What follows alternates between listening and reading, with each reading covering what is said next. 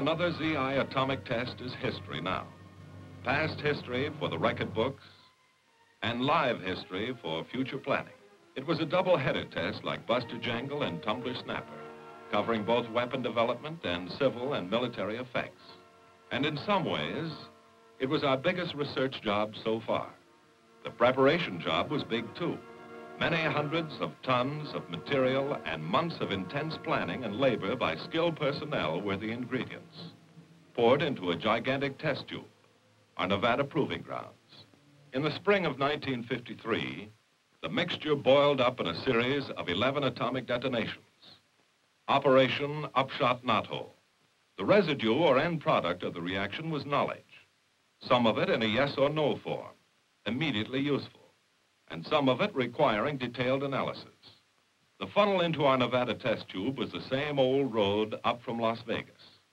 Nearly 80 miles of standard desert road which carries very little traffic when the proving grounds are quiet. Indian Springs was still primarily an Air Force support station for atomic test operations. The Desert Rock Troop encampment was in the same old place off to the left, after we turned off Highway 95. Inside the check gate and Mercury were living and technical areas and the field headquarters of the main test organization, a joint AEC and Department of Defense activity. From Mercury, the road goes roughly northward. It cuts through one range of hills. On across the valley of Frenchman Flat, then heads up into a notch in a second range. In this notch is the CP, the control point, the real nerve center and communications hub of the test site. This was the test manager's forward headquarters for the series, and primarily the center of operations for the weapons development program, Upshot.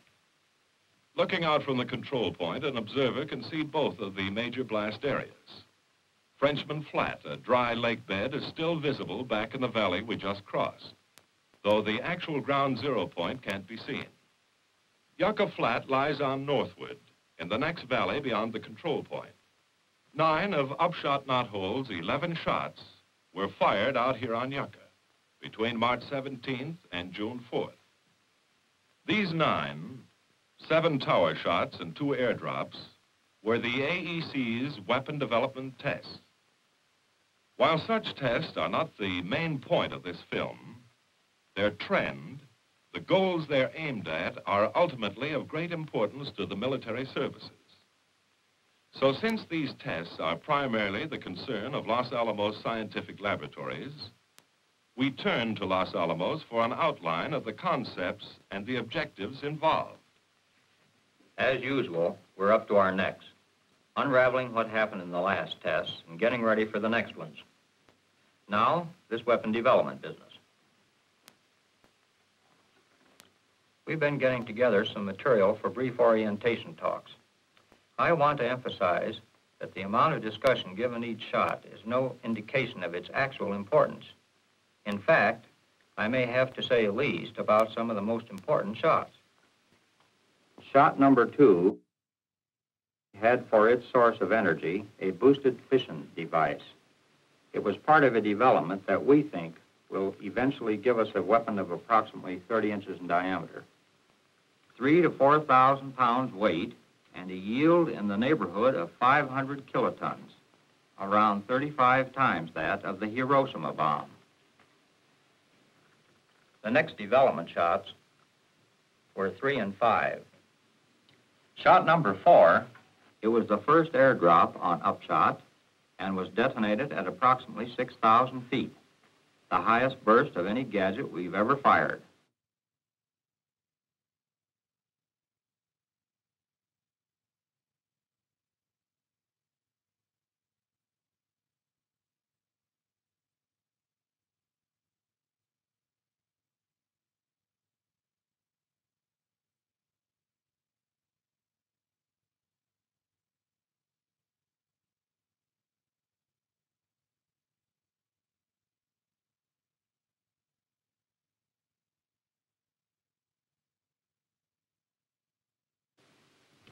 So, once over lightly at least, that winds up the story of Operation Upshot Knothole's weapon development program.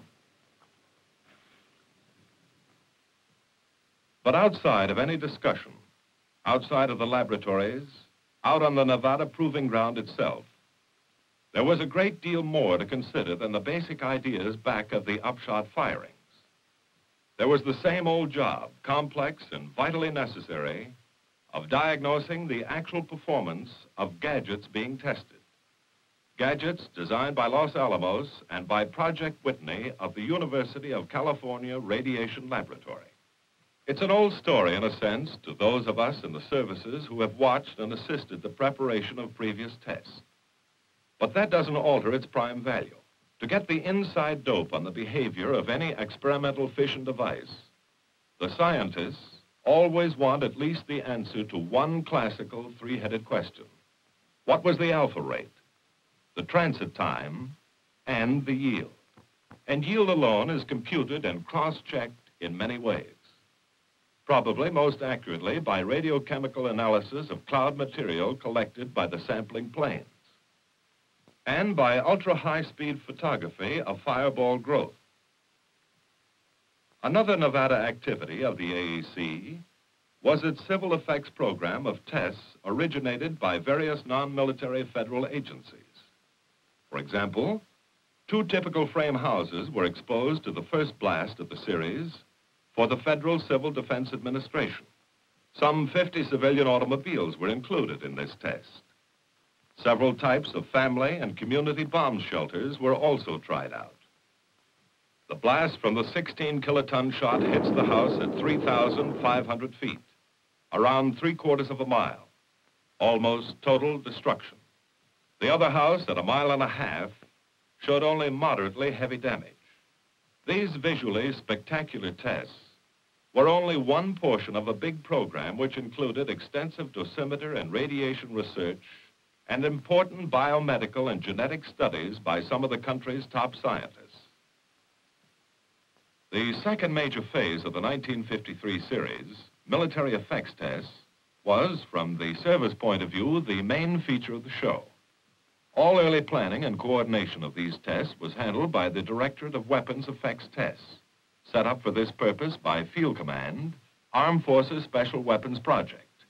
In the operational phase, personnel of this directorate were integrated into the main test organization. There, they continued to be responsible for all military tests and for the important military support given to the AEC's programs.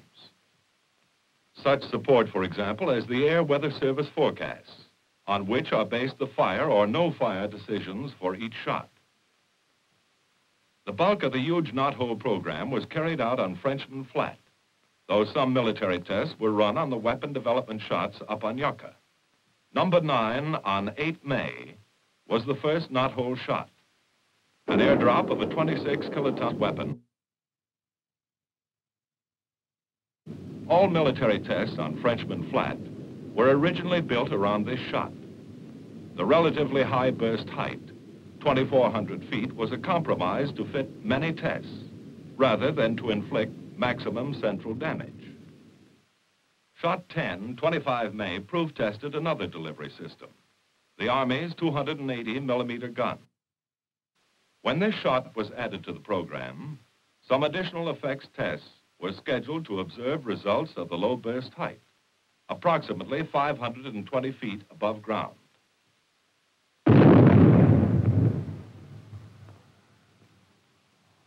Since no gun-type assembly had been detonated since the Hiroshima bomb, the weapons development scientists had on this shot their first opportunity to study the nucleonic behavior and fireball configuration of such a device.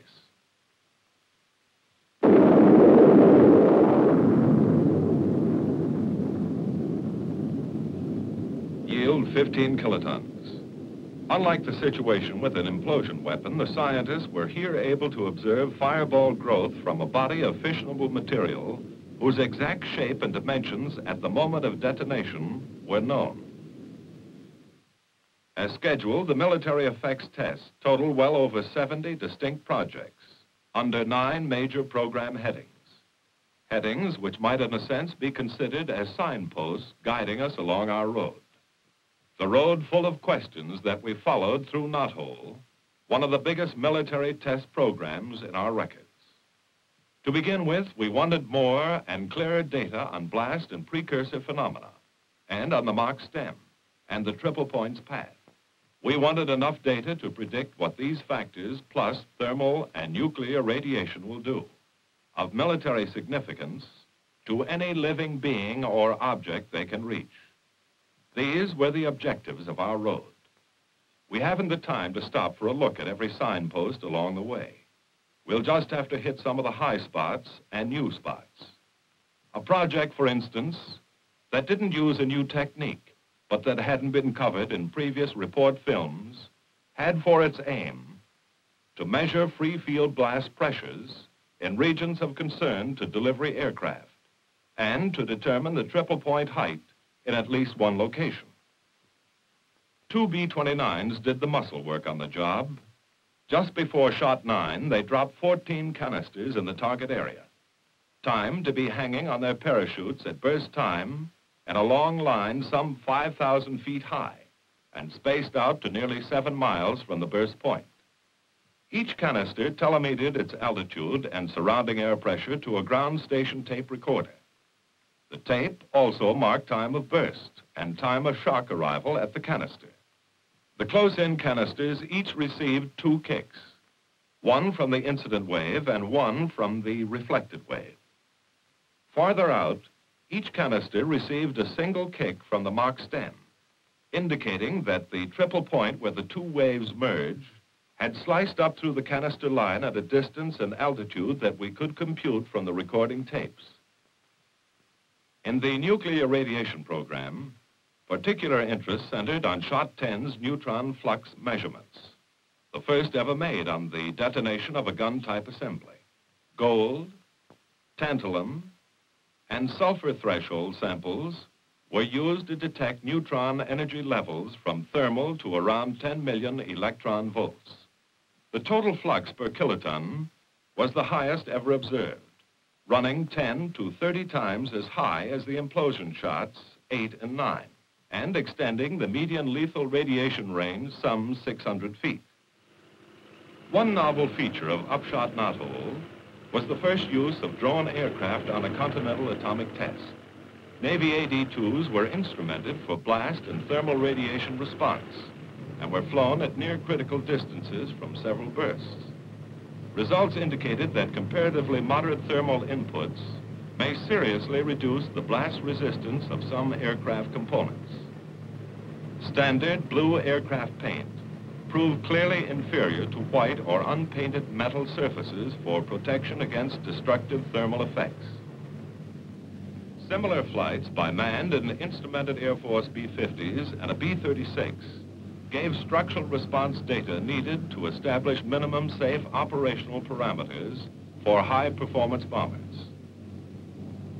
Other bombers from the Strategic Air Command flew in with the drop plane, testing techniques for obtaining yield, height of burst, and ground zero location, the 3 essential parameters of IBDA, indirect bomb damage assessment. On the biomedical program, Air Force QF-80 drones, instrumented to measure gamma radiation and with test animals aboard, were flown through atomic clouds at 30,000 and 32,000 feet. They were each controlled by primary and secondary motherships, and manned fighter escorts stood by to shoot down any drone that malfunctioned. These tests indicated that personnel of pressurized aircraft passing at 400 knots through a cloud at least 4 minutes old from a weapon of less than 30 KT would receive an external dosage of less than 50 Roentgens with a negligible respiratory hazard. On the thermal effects program, one project concerned parked aircraft and aircraft components, an extension of previous tests. New data were obtained on structural weakening from thermal inputs too low to cause visible damage. Cloth thermal shields were proved to have considerable value in reducing damage to parked aircraft. Some aircraft fabrics were destroyed at levels as low as 2 calories per square centimeter, while magnesium sheet and foil-covered panels were undamaged by 20 calories. It was also found that strong tie-downs may protect aircraft parked nose-on to the blast from much of the damage that will occur if the plane is unmoored and free to lift and roll. But for side-on or tail-on orientations, the tie-downs may actually increase damage. Another important section of the thermal program was a study dealing with normal city vulnerability to fire started by atomic weapons. 3 cubicle houses, 7,700 feet from zero, were erected for one phase of this study concerned with exterior kindling fuels. The first house has a clean, safe yard, but dry rot is working in the unpainted siding. No rot here, but toys, weeds, and trash against the fence. A clean yard, painted fence, and maintained siding. Number 9 goes off. 13 calories per square centimeter. Overpressure, 3.5 pounds per square inch. Time sequence photography shows the results. Destruction on the right from the yard trash would set fire to the fence. On the left, rotted wood in the siding was the ignition point. Sound painted wood and a clean yard allow the center house to survive. The fire hazards in these projects are not unusual either. 6 big American cities were inspected to ensure that representative conditions were tested. Conditions which suggest that a bomb of even this nominal power could start more than 100,000 fires over 25 square miles of urban area.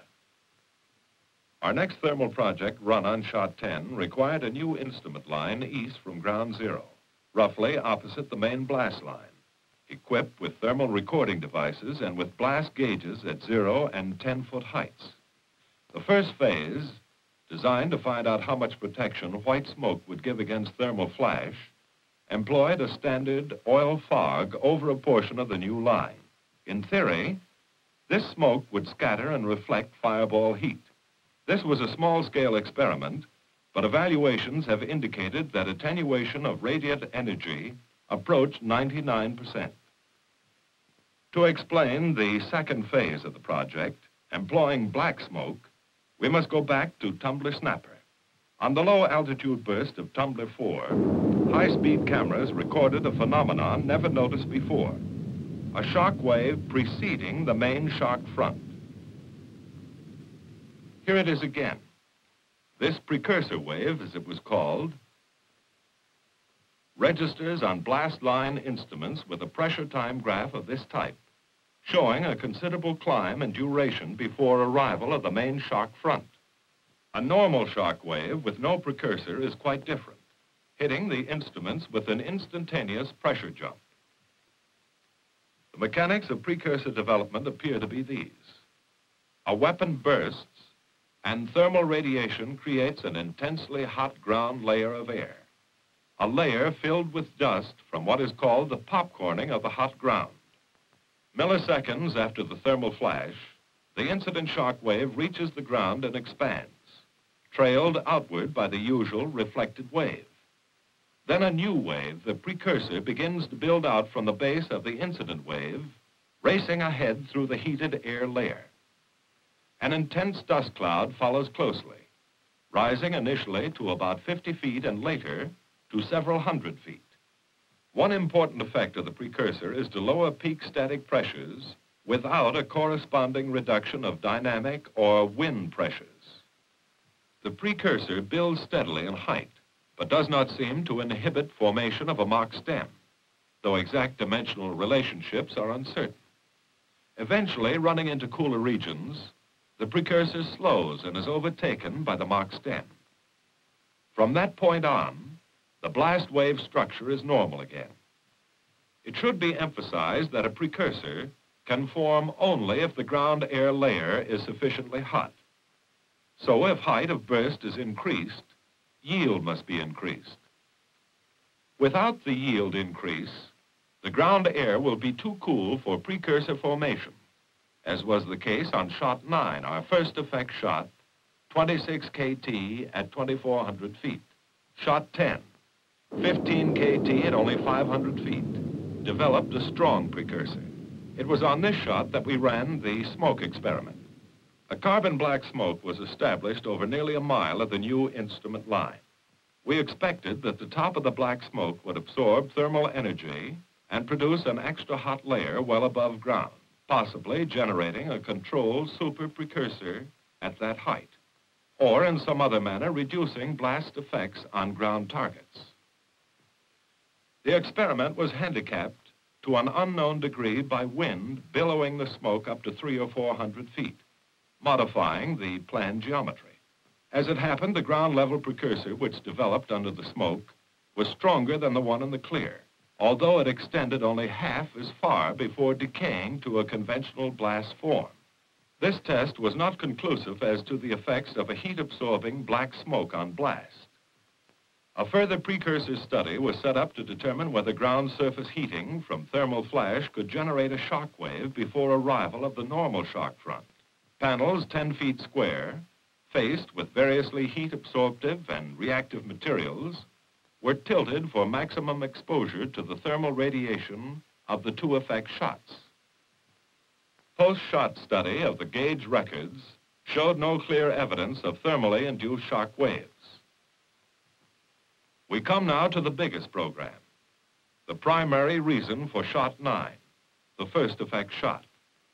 The biggest program in sheer volume, in theoretical predictions confirmed or refuted, and in the mass of empirical knowledge gained. 28 separate projects came under this heading, beginning with basic measurements on simple cylinders and rectangular concrete slab structures in a number of orientations. These passive targets, heavily instrumented, were not designed for response by displacement, but only to record shielding and loading factors at various heights and aspects. The findings of this important job can now be extrapolated for prediction of blast loading on a great variety of targets without direct testing. We begin to bump into the precursor again. A truss bridge section 2,300 feet from zero, shot 9, 26 KT, 2,400 feet high, produced a small permanent set in the top chord with an overpressure of 11.5 pounds per square inch. But the mock stem had not formed to reach the height of the bridge. 8.5 pounds did this on shot 10, 500 feet high, 15 kiloton yield, with a precursor blast wave and a mock stem already higher than the bridge. Apparently, for wind or drag-sensitive targets of this type, a low burst is more damaging than a high burst at similar peak pressures. A test of Army prefab Bailey bridges. Shot 9, 4,100 feet from zero. Essentially undamaged, the bridge slid back on its piers as expected, moving 43 inches from a peak pressure of 8 pounds. 9 pounds from shot 10 hits another bridge. Movement out of all proportion to that caused by almost the same static pressure on the first shot. Army equipment, which included 54 trucks and jeeps, was exposed to shot 9 pressures ranging up to 21 pounds to the inch. Thermal input reached 130 calories per square centimeter. Damage was generally moderate, as expected.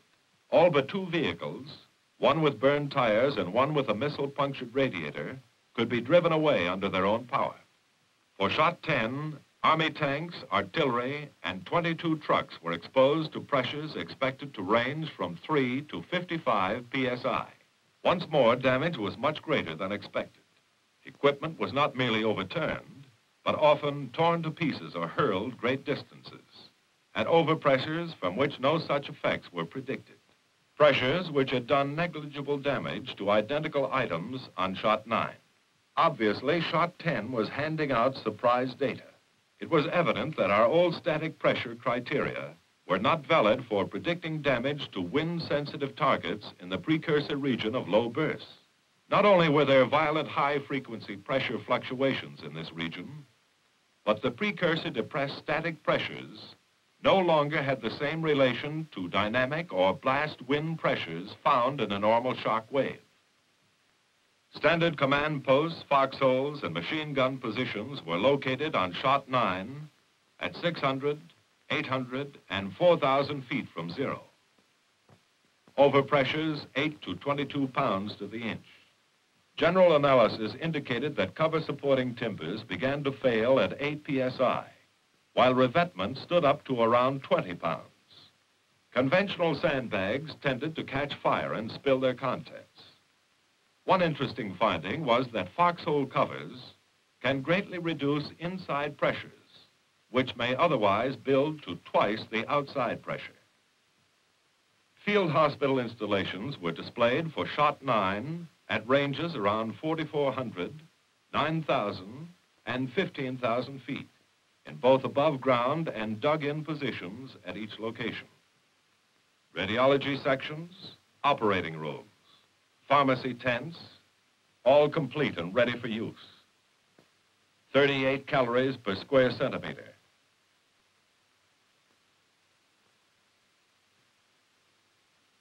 8 pounds per square inch. Operationally, a complete ruin, although a few items of equipment were salvageable. Missile hazard was unquestionably heavy. The 15,000-foot installation, around 1 1/4 pounds pressure. Damage limited to collapse of the above-ground tents. A significant finding of these tests was that considerable protection to personnel and equipment would be afforded by revetting field medical installations. 6 Marine LVTs, landing vehicles tracked, at distances from 800 to 4,500 feet from zero, with pressures reaching 22 psi, 2,400 feet, overpressure 11 pounds. Damage was light on all vehicles. On shot 10, the same vehicles varied from 1,000 to 3,450 feet from zero, pressures running up to 47 pounds. Shot 10 damage was again unexpectedly heavy as compared with shot 9, with 1 vehicle destroyed and 3 severely damaged in the precursor region, which on this shot extends out to around a half mile from ground zero. These tests suggest that normal shock waves from high bursts will damage LVTs only moderately up to 22 psi, while low bursts will do severe damage above 12.5 pounds. Curtain wall panels on a series of concrete test cells, some with window openings, some without. The panels were constructed of various masonry materials such as brick, cinder block, clay tile, and combinations of these materials. Similar variety went into roofs and interior partitions. On shot 9, 4.5 pounds overpressure does this, 6,700 feet from zero. 7 pounds here, 4,400 feet range. Unreinforced brick stood up fairly well, though cinder block and transite shattered. Walls with 20% window opening showed much greater blast resistance than blank walls, though damage to interior partitions was high. 3 frame structures with windows and skylights containing various types of glass and plastic glazings were set up at 7,600, 12,500, and 20,000 feet from shot 9. Pressures were 4 psi or lower. A few conclusions that can be drawn now are that 1/4-inch clear plastic shattered least of the material tested. 1/4-inch wire mesh was the largest mesh effective in reducing interior missile hazard. Exterior jalousies were worthless, and explosion hardware has very limited usefulness and may even be disadvantageous. Signal Corps placed radial and transverse pole lines, underground wires, and aluminum towers at different distances to test damage effects and determine time required to restore communication facilities. On shot 9, pressures of 7 to 9 psi knocked down the transverse pole lines at 3,500 and 4,500 feet and partially destroyed lines at 5,500 feet in the 5-pound region. However, radial pole lines end on to the blast were almost undamaged. Similarly, towers at 3,400 and 4,400 feet were knocked down, and the one at 5,400 feet heavily damaged. At 6,400 feet, the top section of this 240-foot tower was made unsafe by 4.5 psi. Shot 10 damage to these installations was much heavier. The blast winds destroyed even the radial pole line to 2,500 feet, with static pressures by which it was undamaged on shot 9.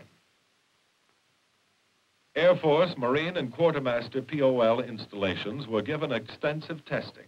The major items were 5 and 55-gallon drum stacks, bulk storage tanks, and various subsidiary items such as can cleaning, metering, filtering, and pumping equipment. In general, Shot 9 damage was light or insignificant. There were minor gasoline fires. Drum and can stacks were scattered slightly in the maximum pressure areas, around 16 psi.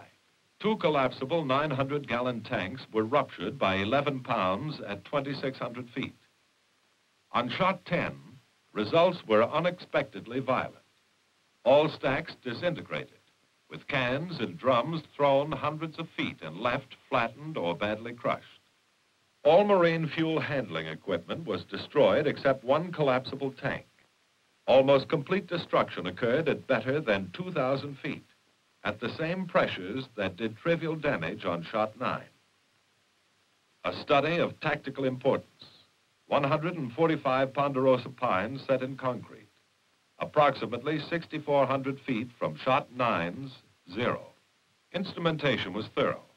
A few major types being pressure gauges at 3 heights, time recording anemometers, pitot-type dynamic pressure detectors, and snubber wire arrangements to measure deflections.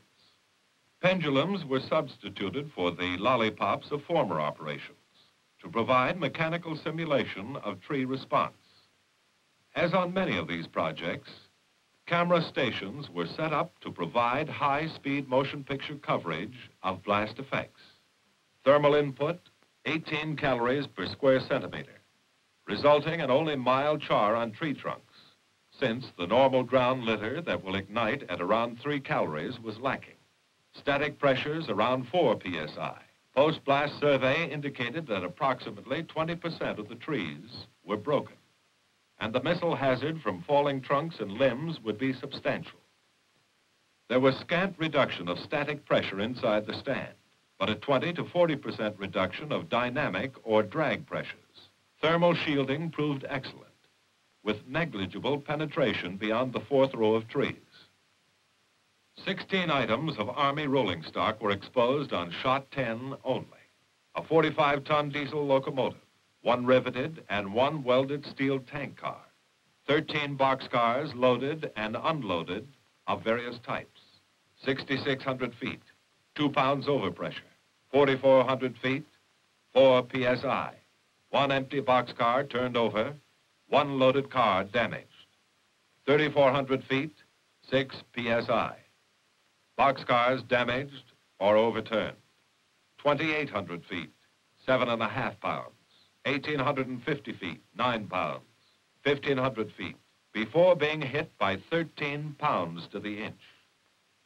And here's the same view afterward. The frame of one of those tank cars was thrown against a building 200 feet away. A tank car body went 1,200 feet. The whys and hows of these excessive damage effects at static pressure levels where no such results were anticipated will require further study, as will the mechanics of precursor development over surfaces less suited to the development of heated ground air than the Nevada desert. While to date these damage effects have been observed in the precursor, it does not follow that attack conditions should be chosen to maximize precursor formation. Such effects may be characteristic of any low burst, without regard to precursor phenomena. Although high bursts are still required for optimum damage on many important targets, the tremendous destructive force of a low burst has brought about an interim restatement of damage criteria for drag-sensitive targets, and was the most important single finding of the military effects tests of Operation Upshot Knothole.